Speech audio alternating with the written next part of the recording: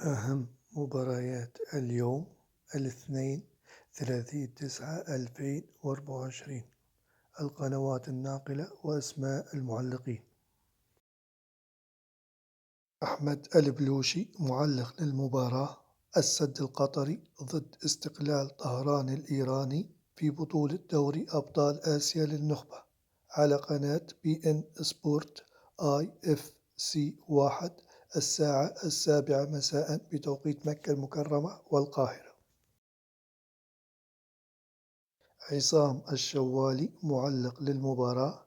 الوصل الإماراتي ضد الأهلي السعودي في بطولة دوري أبطال آسيا للنخبة على قناة BN سبورت IFC2 الساعة 7 مساء بتوقيت مكة المكرمة والقاهرة. وفهد العتيبي على قناة SSC سبورت. علي سعيد الكعبي معلق للمباراة. النصر السعودي ضد الريان القطري في بطولة دوري أبطال آسيا للنخبة على قناة BN سبورت IFC1 الساعة 9 مساء بتوقيت مكة المكرمة والقاهرة.